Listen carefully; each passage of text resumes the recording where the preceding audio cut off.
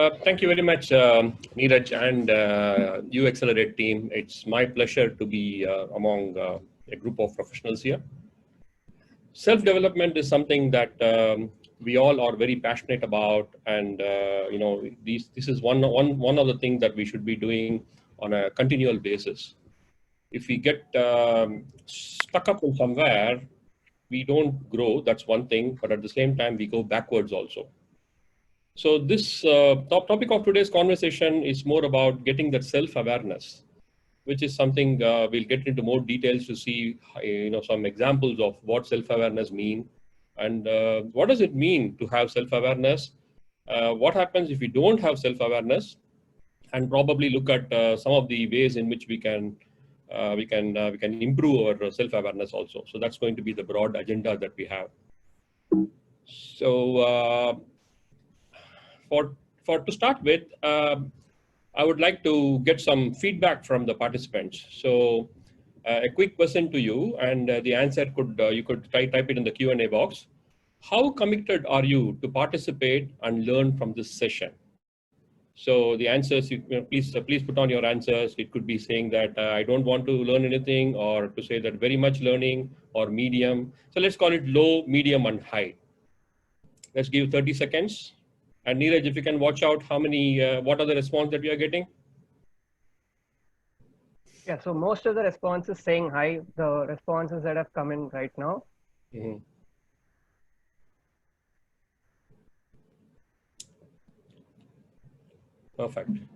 Perfect. Thank you very much. The reason why we want to have more participation is simply because this is not going to be a one-way communication. We need to really have a dialogue. That's one thing. And most importantly, on a practical level, I would not be in a position to know whether you are still around or not. I might be talking in the vacuum.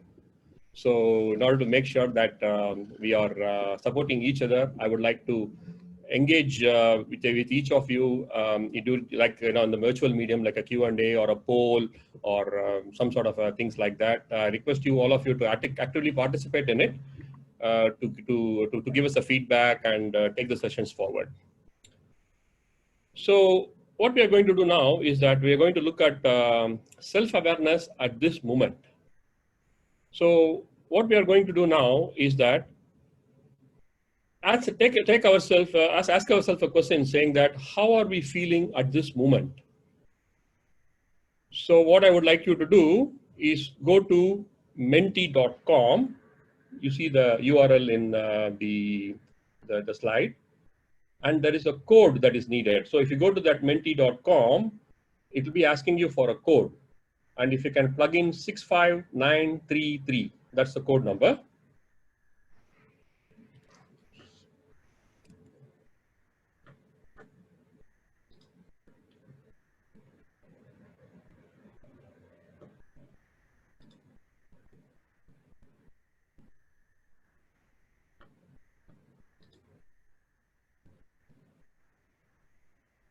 So it's about going to the website called www.menti.com, menti.com. And when prompted, please use the code 65933.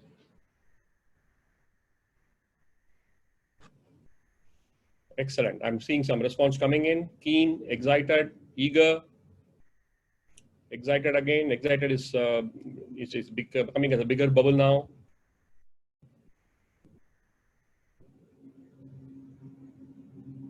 Normal, relaxed, curious.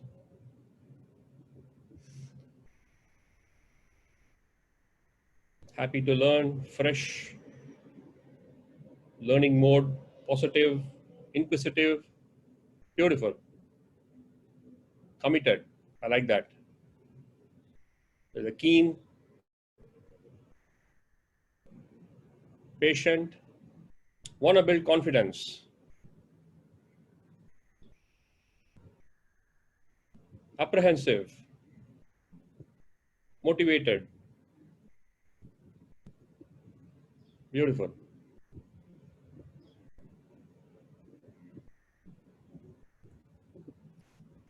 Excellent. The numbers are coming in now, and as of now, it's a beautiful crowd that we are having. We got the major theme that is emerging here is about being relaxed, being happy, keen, eager, positive, and overall excited. And we also have to acknowledge that there are some which is coming in also in terms of being anxious, apprehensive, and want to build confidence and things like that. These are all beautiful things to acknowledge, because it's very easy for everybody to say everything is rosy.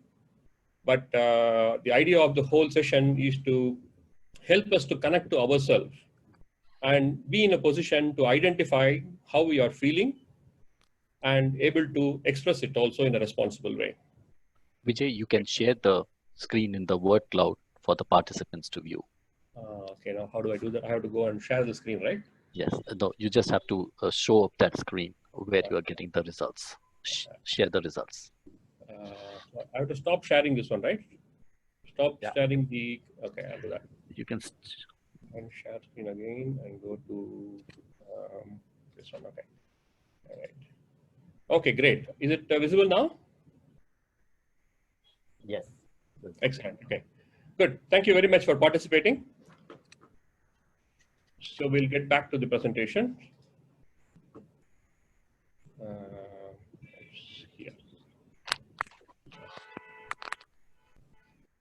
All right, and now we have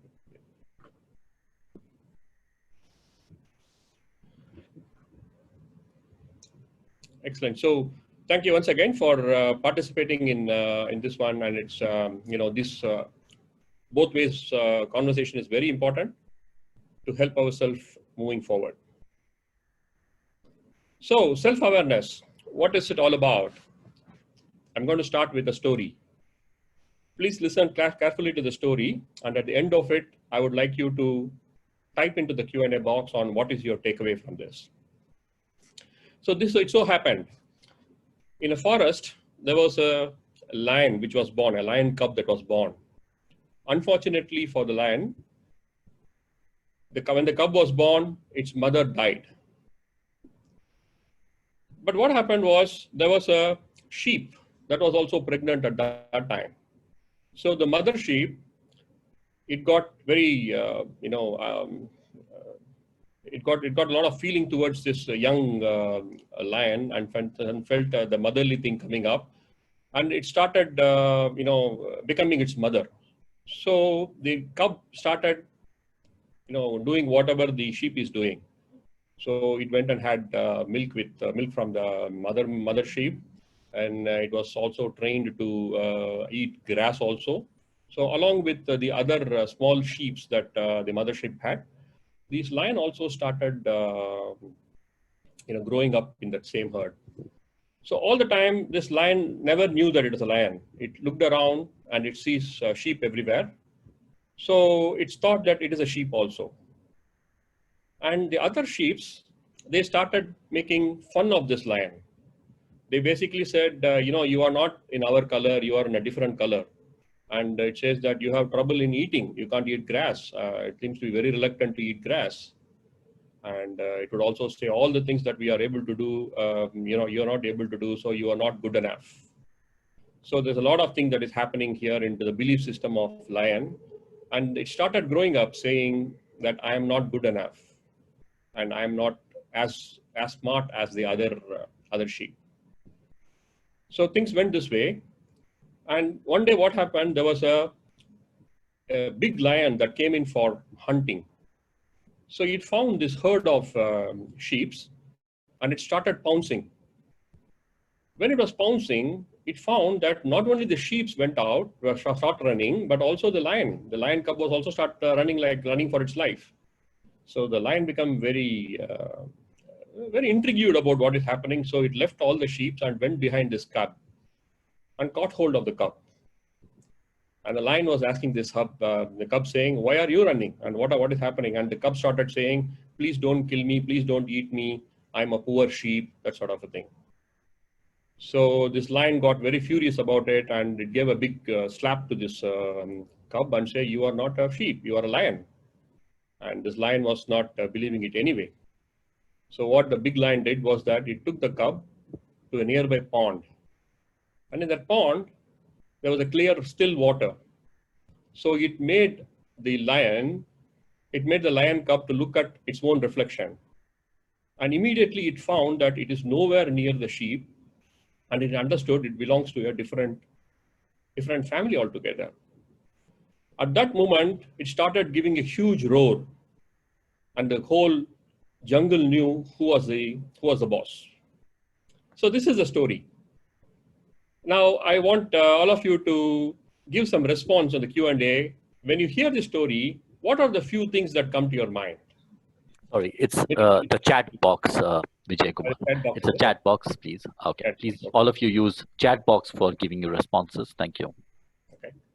So in the chat box, I would like to get 1 or 2 words, not a big story, just 1 or 2 words that come to your mind when you hear this story. So Sanjana said herd mentality. There is self-doubts, self-belief.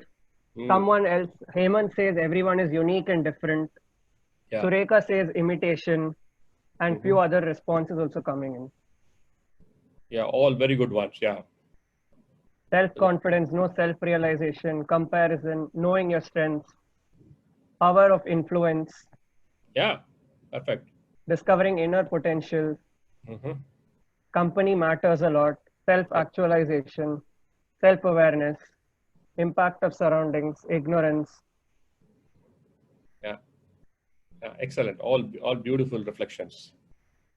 Perfect. Keep coming. So I'll go ahead with this conversation, but you can keep on typing on this one. So let's quickly see what is self-awareness. So as many of us said in the chat, it's about knowing who we are.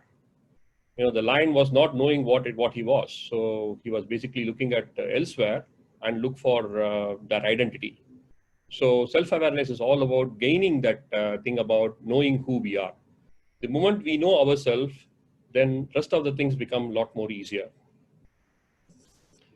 And we should also know, if you have a heightened self-awareness, you will also know how we are seen. One is knowing ourselves, and the other one is also having that ability to see how others are perceiving us.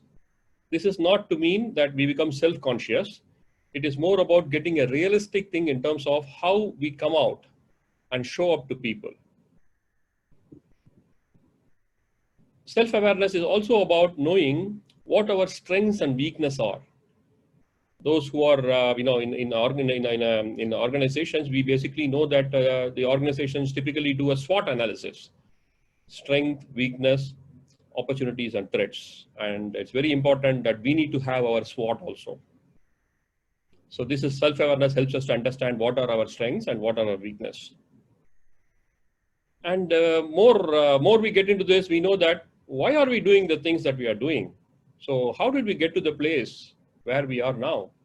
In the lion story, it's about how did it came to a stage where it is eating grass and it became too timid and doesn't know that it's got lots of power and things like that. So those are the things that comes from self-awareness. And as we talked about earlier, it's about knowing how our presence or our behavior affect others. So this is about having that awareness about how we influence others and how we are getting influenced by others also. So that is in short what self-awareness is all about. They did a survey, research was done, and they did a survey of thousands of people. And the researchers were asking a question saying that, how many people think that they are self-aware? 95% of the people felt that they were self-aware. But in reality, there was only 10 to 15 of the people who had a varying degree of self-awareness. So this numbers gives us a feel in terms of how we overestimate ourselves, and we are at a stage where we are ignorant of what we know or what we do not know. So that is what the research is saying. Now we talked about what is self-awareness. Let's get into why self-awareness is needed. So when we have higher self-awareness, it has a direct impact on emotional intelligence. So as we all know, we started talking about IQ earlier. Intelligent coefficient was something that we were talking about earlier to say how intelligent a person was. And then we moved into a stage where we talked about emotional quotient. So to see, how are we emotional, how strong we are emotionally, how adept we are emotionally, things like that. And now there are more quotient that's coming in. Alibaba's, Jack Ma has come out with what is called as love quotient. It's about how much love we have for ourselves and for others in the team. And there is something related to the team coefficient in terms of how people are able to work together. There's something called VQ, WEQ. It is about shifting from I, me, myself to a we. So these are the things that are coming up as themes. As we know, the world is quickly moving on from the heroic leadership to a collaborative leadership. So in these times, it is very important that all of us have a clean shift from I, me, myself to a we. So that's what is happening in the big world. And when we have heightened self-awareness, it has a direct impact on the job performance. It comes from we are able to connect with our co-workers and with our, with our superiors, and have a better relationship, a better working relationship, better collaboration. All the things happen, and which automatically comes out and shows as good performance also. And obviously, all these things will lead to a better career for us. So that's the those are the things that comes in.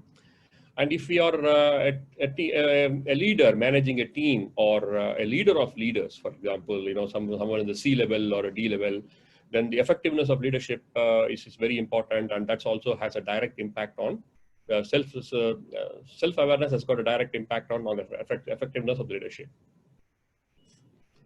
Communication is another thing that happens, and the communication is not only with the people who we are work with, it is also within our family. We have an opportunity to better understand our spouse, our children, our parents, and then we have better life altogether. So what we want to do now is that we will do a quick exercise now. How many people are there, Amit? Neeraj, how many are there? There are 47 of us. 47, all right, okay. So what I would like to do is that please, all 47 of us, please follow the quick instruction that I'm saying. It's about grounding ourselves. So what we are going to do is that wherever you are, whatever position you are seated, I hope you are seated. If you are not driving and things like that, please, that would be a dangerous thing to do. But if you are seated in a comfortable position, please push yourself and make sure that you are properly seated in the chair. And along with me, please close your eyes. And I would like you to take a couple of deep breaths. And this deep breath is going to come from filling up the stomach. Your stomach should go up when you are breathing in and exhausting it fully. So like that, if you can take 2 deep breaths, please.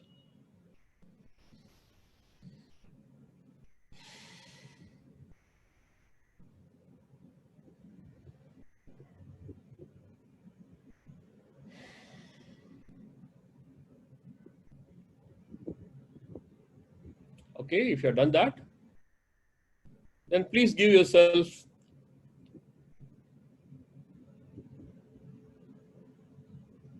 focus on your eyes area, because we are very much continuously on in terms of looking at the screen, whether it is laptop or smart screen or smartphone and things like that. So our eyes tend to be really overworked. So it will get very, very tired there. So let's relax our eyes muscles area. Relax the facial area. And if you can feel the body touching different places of the chair where you're sitting. So let's look at the back, the place where we are seated, the backbone area. And if you're having your legs on the ground, feel the ground.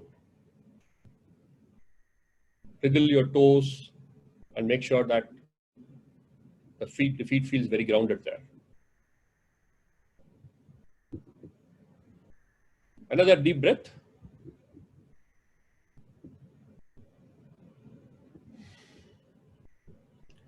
Open your eyes, please.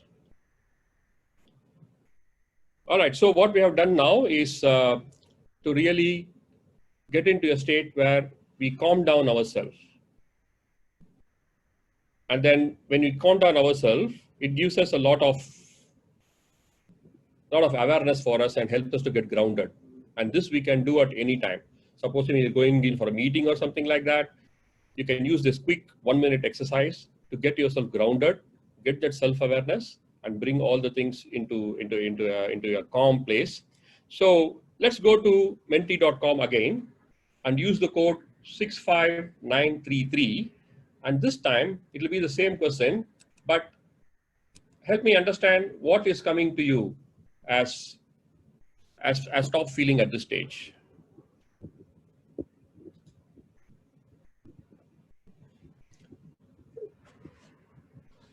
The code again is 65933. Okay, I'm getting relaxed here.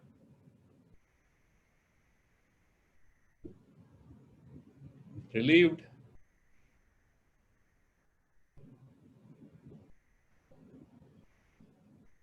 Relax again. Happiness, more energy, calmness, fantastic, composed, happiness, ready. I like that word. There's a peaceful, focused. Yeah, more night sleep. Wow, that's very good. You got energetic. There's a good. Excellent.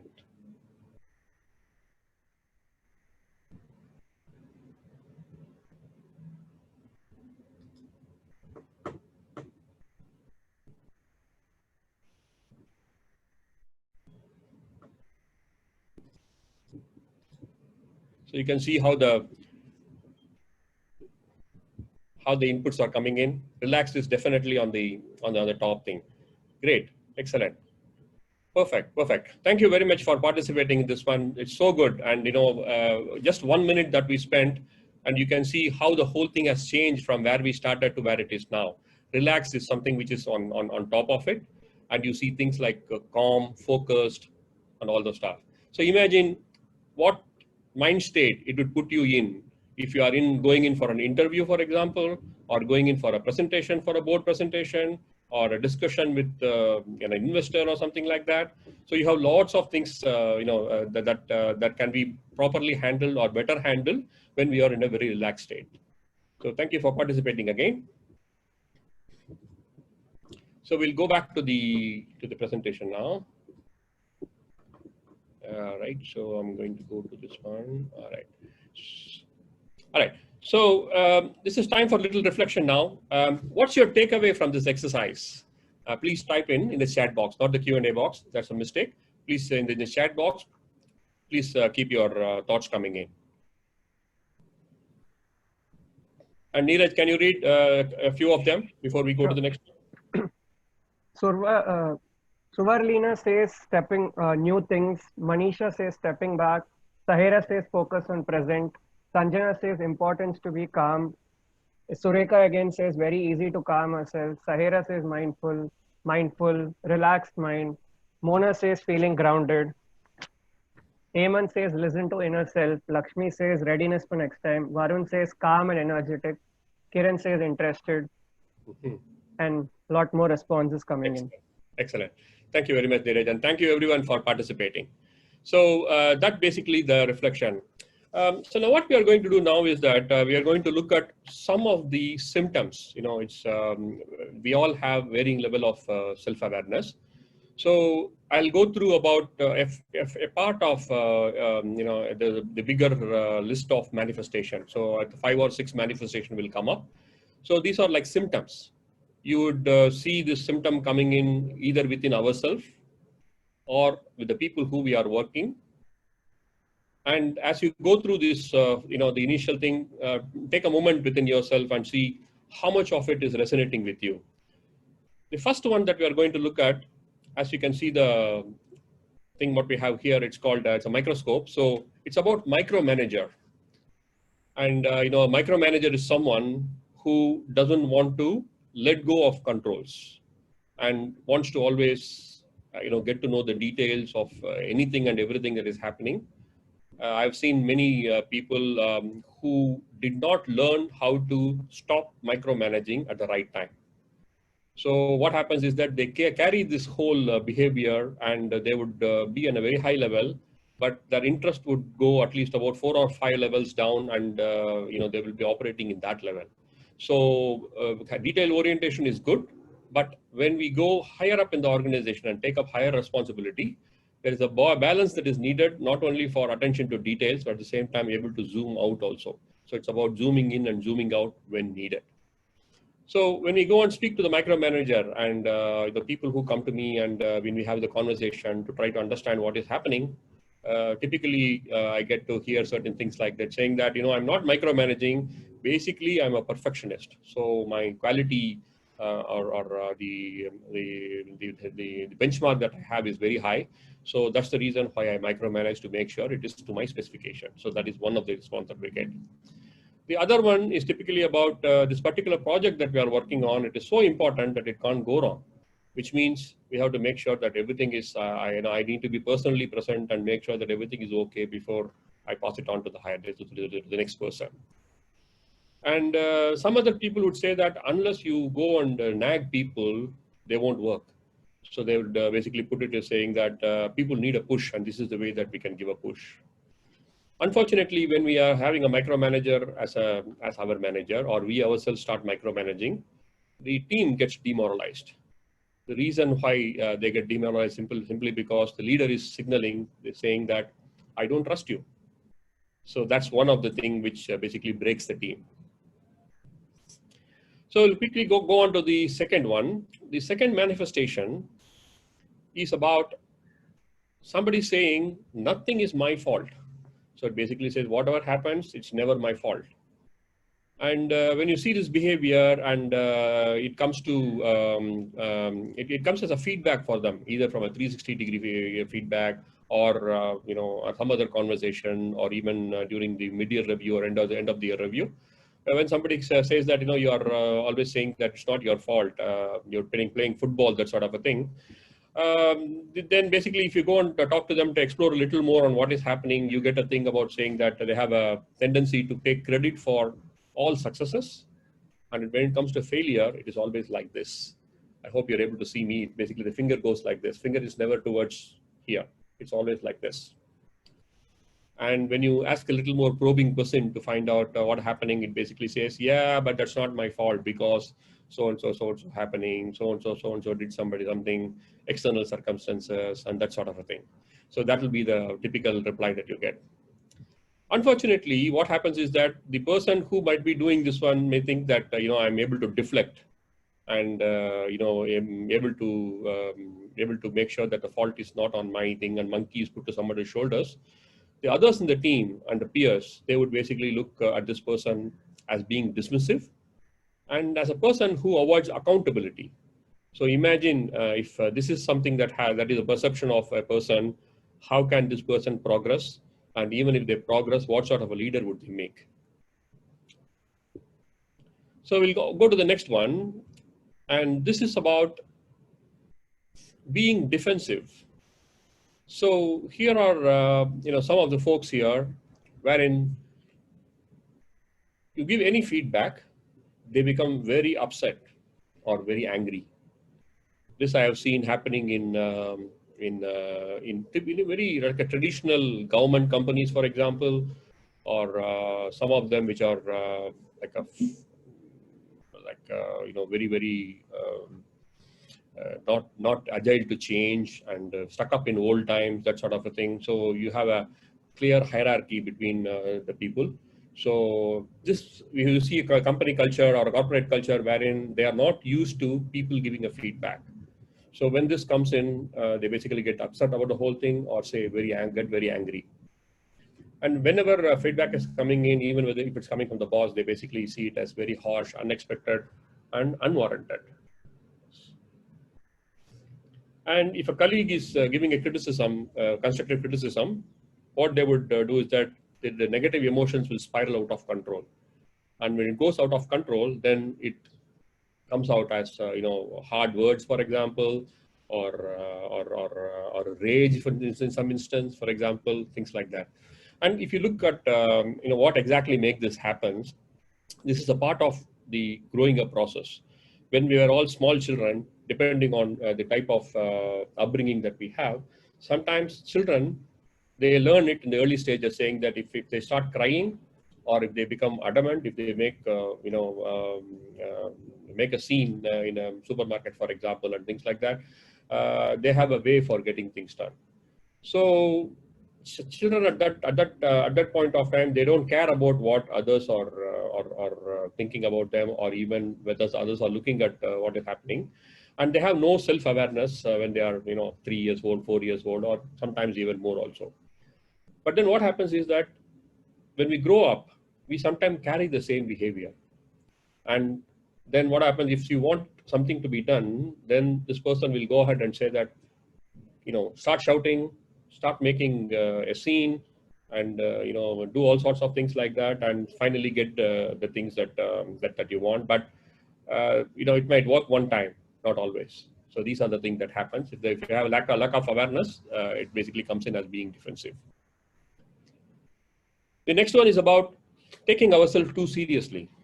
So what happens is that as we grow up in life, we forget that we have a child within us, a small boy or a small girl that we used to be, who was curious, who was having the continuous questioning, for example, willingness to learn, or an urge to learn. So these are the things that we had as small boys and small girls. Yeah. So, but what happens is, as we grow up and go through the life thing, we start shedding that portion of it. So our identity becomes too serious, too hard. So what that means is that most of the people, if you look at it, they have forgotten how to laugh. So you will hardly see people smiling. They'll be always on very, very high tension mode, and very, very serious. It becomes like the face become very, very stoned sort of thing. And one of the reasons why we did that exercise, wherein we focused on the eyes and the chin area and things like that, is simply to take out the hardness from here. Like we don't, we sometimes we don't even know what is happening. But if you are seriously doing certain job, we become very, very, the face become very, very tightened. So this is what will happen. So when they can't laugh at themselves, it's about, we all make mistakes, and none of us are perfect, right? So, but what happens is that these they won't be able to take the embarrassment, and they take too much of shame into the thing, whatever is happening, and that makes them even more serious. So they react by, again, getting angry and lashing out of whoever is around when this thing happens. So this is another thing that happens for I think we're going into the fifth one now. So as you can see, it's about not listening. So when we don't have awareness, self-awareness, then it's quite possible that we refuse to listen to other people. And we assume that whoever is thinking differently, they are wrong. This becomes like a closed mind. So there is only one version of truth, and anything else that is coming in, we basically reject the whole stuff. And when people challenge their ideas or offer feedback, they become more defensive and come up with a lot of excuses. So this is another, because the mind is closed. When a new information is coming in, we might not know how to integrate that and make sense of it and embrace it. And basically, what happens is that when you talk to these people, those who are coming from a very benign space, so they would be telling things from a benign space and say, I want to help you, but they will take it as an attack on themselves, very personally, on their character or their intelligence, which might not be what the other person would have meant. So this is number 5. We go to the last one. This is about people becoming bully.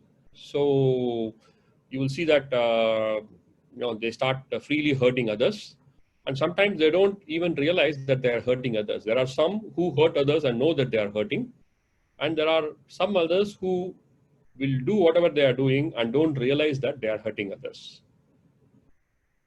And these are the people who might even they won't be able to empathize with others, and they won't be able to take perspectives. There'll be only one perspective, and the inability to take another perspective to see a wholesome view of the things.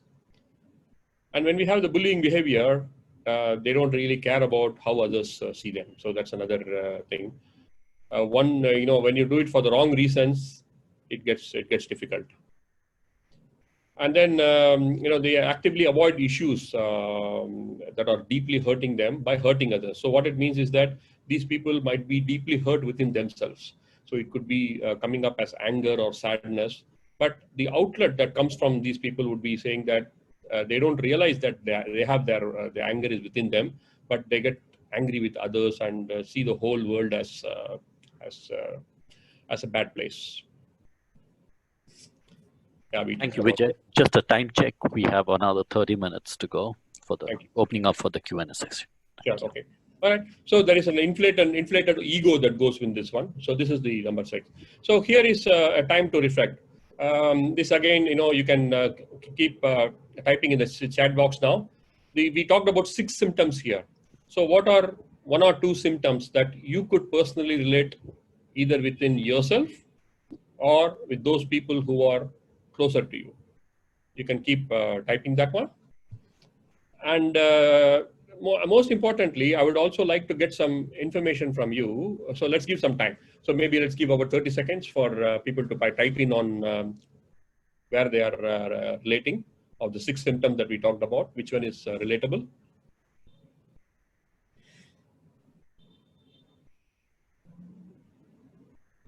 Neeraj, what are we getting?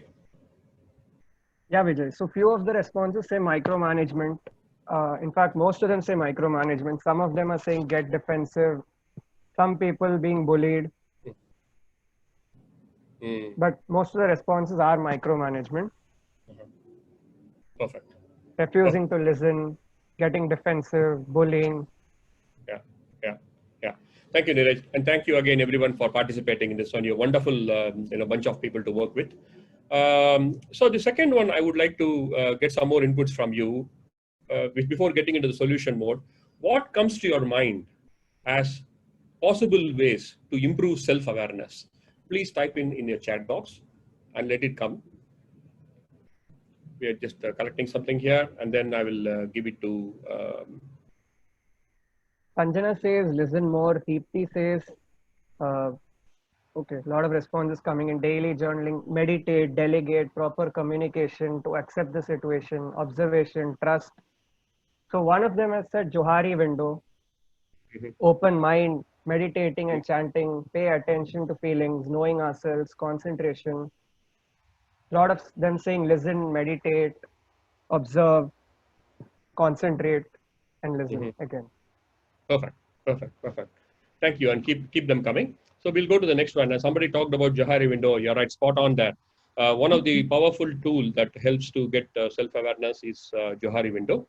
I'm not sure how many know about this, but I will give a very quick description of what this is all about, and then probably we can discuss more in the Q&A. So basically, Johari window is made up of 4 quadrants, as you can see in the slide here. On the y-axis, it's about things about known by others and unknown by others. On the x-axis, you have known by self and unknown by self.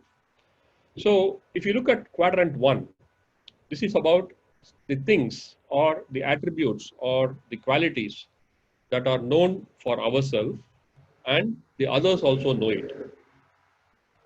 So what this means is that, for example, let's say if we have thing like, for example, a person is honest, and we see that happening many times, and other people also say that when you go and talk to them saying that what sort of a person is this guy, they also say honest. That means this is something that we know that we are honest, and others also are seeing us as honest.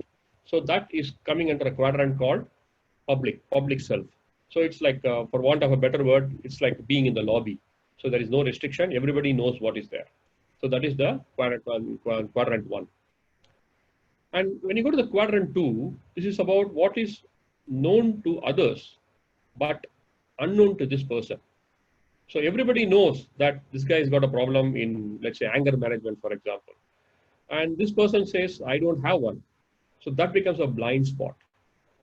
So quadrant 2 is all about things that we have, but we don't know that we have, while the people who are observing us or who are with us, they know that we have. So this becomes our blind spot because we don't know that, we can't see it. So that's the quadrant 2. And if you go to quadrant 3, it's about known to self, known by self, but unknown by others. So these are all private things. There are certain things which we don't want anybody to know about us. And these are the things that we keep hidden.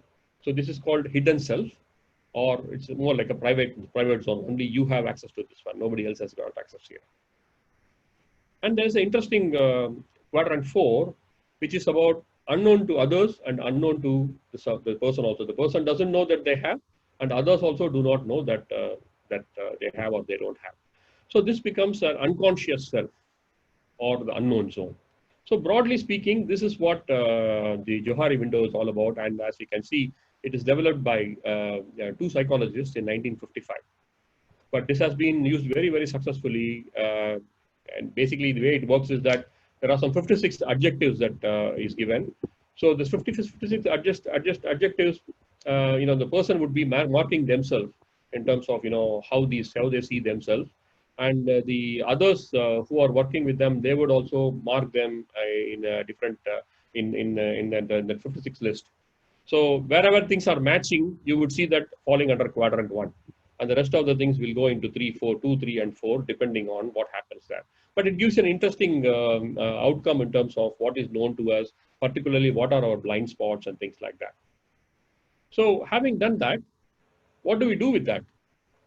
As you can see, the more we are able to push the Q1 at the expense of the other quadrants, we become more self-aware. So what that means is that when you ask for more feedback, you have an opportunity to know your blind spot, work on it, and reduce that. So that is why, if you see the horizontal one, there's an ask arrow here. More you ask, the quadrant becomes longer. So the size of the quadrant becomes longer as you ask. And to take it in the y-axis, this is basically about what people know about you. So the encouragement is to tell more about yourself. It could be something like, what are your interests? What are the things like, how you grew up? What are the challenges you faced? What made you the person who you are? That sort of a thing. So this is what is called as self-disclosure. So self-disclosure is something that you do by yourself, which helps you to push the quadrant 3. And quadrant 1, the feedback is something that you work with others, maybe your peers or somebody, to get some feedback and work on it. So that basically pushes the quadrant 2 also. What you see in the diagonal one, it's about shared discovery. This is something which typically would not be able to be done by ourselves and the people who are with us. This is where people generally go for a coach or a mentor and really look at more detailed and more deeper into the whole thing and try to get the diagonal elongated also. So that is in short Johari window. Neeraj, you wanted to take this one? There's a question for you, Vijay. So yeah, we will hand it over to the participant who has a question. Mm-hmm. So there's a question from Joshna. She wants to ask, I have worked under such a boss who has all this quality. He always criticizes and understands, esteems and not allow us to talk and present. Ask us, he wants to reserve his power in importance. How do you deal with those people? Yeah, the thing is, the honest answer would be saying that we would not be able to solve the problem in this call. It's going to be a very, very short duration we have. But there's an acknowledgement that this is a difficult situation for sure, yes. But then, for us to really come out with some meaningful thing, we need to really sit together and try to understand what is happening, get some more details. Probably I will encourage you. What's the name of the person who asked the question? It's Joshna Parmar. Joshna, is it? Yes, Joshna. Okay. So Joshna, what I would encourage you is to book an appointment with me. It's like a no commitment appointment. We'll explore 1 hour with whatever is happening and try to deal with that. Over to you, Neeraj. Thank you. Yeah. So I'll just explain about what you will be able to get as a part of our platform. So as we've already mentioned, developing a skill or a behavioral trait is a continuous process that takes time, a lot of planning, and participating in numerous activities to ultimately acquire them. So this is where our platform, uExcelerate, can help you. uExcelerate is an AI-enabled, cloud-based platform, and the whole idea of this platform is to help organizations make it easy to provide e-coaching facilities to their employees. So our vision is to democratize coaching and make it easily accessible to everyone in the organization, right from the business leaders to the executive level employees. So the same also works for individuals who are looking for executive coaching for themselves. They can find the right fit coach for a particular skill through our recommender engine once they're enabled onto our AI enabled platform. So our platform can act as an end-to-end platform to enable you to get coached. So these are some of the features that we will be providing. So it will allow you to discover multiple coaches of different skill sets and also book appointments with them. And ultimately, you will be able to have the coaching sessions live on a video call on the Zoom platform. And as you're booking your sessions and you will be coordinating with them, you will be able to set goals and challenges that you will want to accomplish, and you will also be able to track the progress on the platform itself. And for a company, how is this really helpful? It is scalable. So you will be able to deploy more number of employees onto the platform itself. And as and when you want to deploy employees on it, you will be able to do that. And this makes the platform scalable. Next slide. So I'd also mentioned that uExcelerate connects a coach to the coachee, right fit coach, and which means that you will need to have a good number of coaches onto our platform. So as we are showing, we have over 100 plus curated coaches in our coach marketplace. So our coach marketplace consists of coaches from all these categories. And once you're onto this platform, you will be able to search according to your requirement to connect with the right coach to have a discovery session with them. Next slide. Yeah. So how many minutes do we have, Neeraj? We have 20 minutes to go 20 minutes. before the Q&A session. All right. Okay, good. All right. So having seen, whatever as a manifestation in terms of how people show up when there is a lack of self-awareness, we'll try to give a peek in terms of how people overcome those limitations. These are not off-the-shelf recommendation or a medicine for anybody, but it's like what we have seen as a general theme on what work for people. For example, if a person is a micromanager, the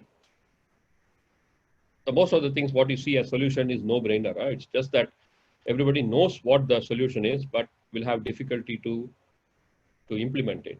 So a micromanager, since we see that it's basically coming up from the lack of trust or holding themselves at a very high level than the others.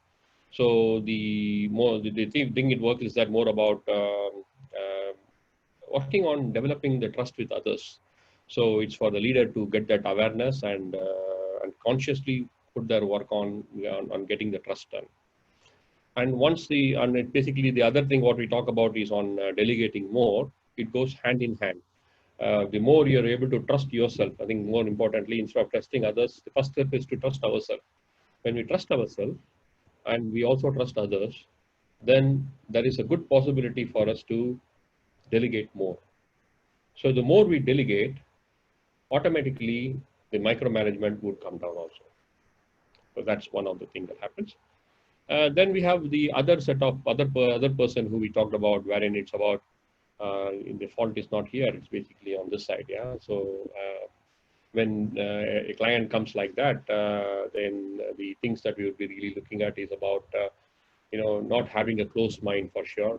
We can't be making our presumption and judgment saying that I am the best and I can never go wrong, that sort of a thing. I think more importantly, we help, when it comes to the conversations like this, we help the people to understand that they are as human as anybody. and they have the license to make mistakes also. So most of the time, what happens is that as we grow older, and most importantly, the ego gets that bigger, then we put ourselves in a place where it's on a very high pedestal and say that I will be always right. I can't make mistakes, and anybody else who is saying that I'm wrong, they are wrong. That sort of a thing. So it's all about getting that awareness there, and helping them to really separate what is going on in their minds as a story. What story we are telling ourselves, and the picture that we are basically running on ourselves, and have the develop the ability to have a look at the verifiable observation.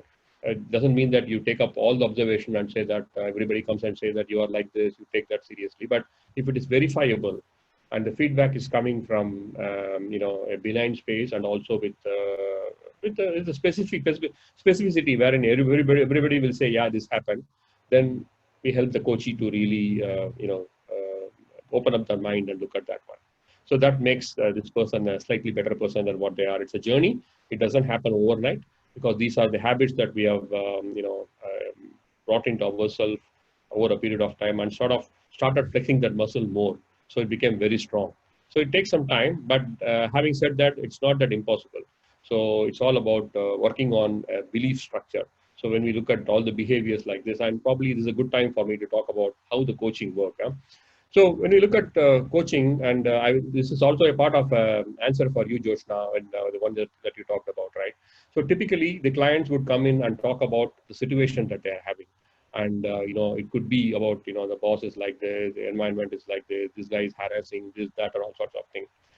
And the coaching is always all about the coachee who we are speaking to, and the objective of the exercise is to make sure that the coachee become more aware of themselves, and they become more stronger to handle the problem. So we will not, you're not going to solve the problem for others, but we will help the coachee to get more stronger by themselves and get more equipped in the process, so that they can handle the problems themselves, not only the current one, but the future also. So the way that it happens is about, getting the symptoms is the first thing. Then you basically go and find out the details on what is happening, and try to understand what is contributing to those behavior. Is there some belief that is coming in? Is there some values that is contributing to that? And sometimes what happens is that the values and beliefs, they might be strong, but they are contradicting to each other. So when you have something like that, you would not be in a position to really move forward, because one's like driving a car with a brake and accelerator both on. So that sort of a thing would happen. So we go through the belief system, and then try to understand what is the goal that they are working on. So somebody like, for example, a micromanager would basically say, I want to delegate more. That becomes a goal, a defined goal, and a smart goal also. We make it such a way that, so how do you want to do that? How do we know that we are successful? By what time we want to do that? A typical project management sort of thing. And once you do that, then the coachee by themselves, they will set up the goals, as well as the action plan will be co-developed. But the coachee will own the action plan. So more about putting that into action, gaining the experience, coming back to the coach and say what worked, what did not work, get more insights, go back and try again and get better at it. So that's a coaching process. And I think more importantly, when it's about when there is a mistake that is happening, we take responsibility for it. So that becomes the antidote for this. For the defensiveness, this is where what happens is that understand that the feedback will help us grow. I went too fast.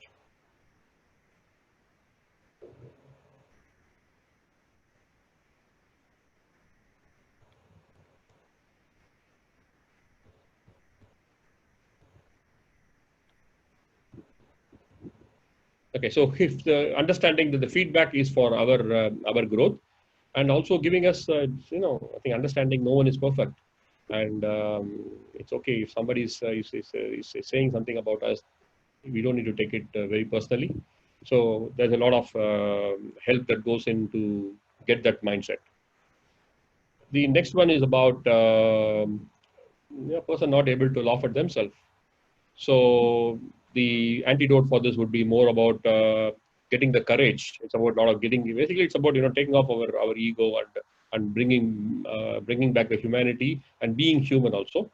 So it's being admitting to ourselves, saying that, yeah, you know what, I'm upset, I'm ashamed, I'm embarrassed. So more about, we acknowledging ourselves that these are the things that we are having. That helps us to name and shame that particular thing and handle that. And once you handle those things, automatically the laughter usually follows. And to do some, some sort of on my own story also. I used to be the person who was very serious in my, in my corporate career.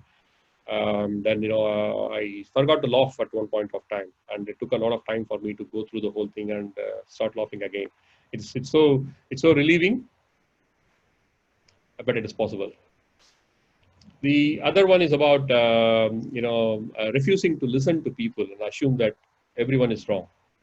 So what goes in here is about we all have what is called as an echo chamber, particularly when we get into a senior position. What happens is that the dynamics in the team is in such a way that people generally read what the leader wants to hear and give the same news itself. So what happens is we sort of create what is called the echo chamber. You say something, everybody says, oh, wow, wow, wow, yes, yes, yes. So the first thing that needs to happen here is to step out of the echo chamber, come out, and then say what else is happening. Look for alternative perspectives of truth. What other versions of truths are there? Questioning ourselves, those are the things that happens. And the other thing is about external perspectives.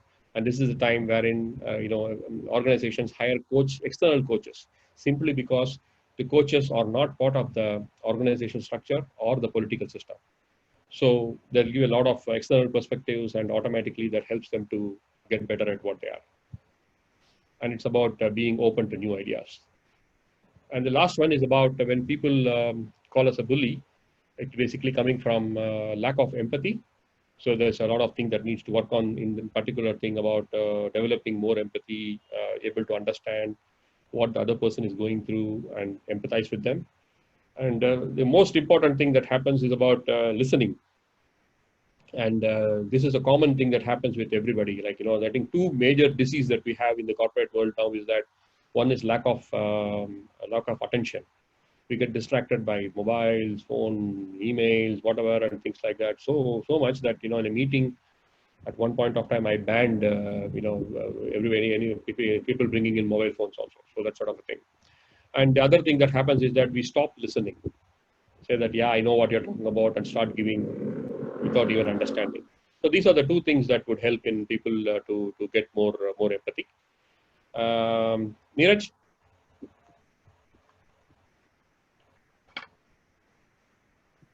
Thank you, Vijay. So great insights provided by you for each of these traits that need to be changed. So we're coming to the end of the session now, and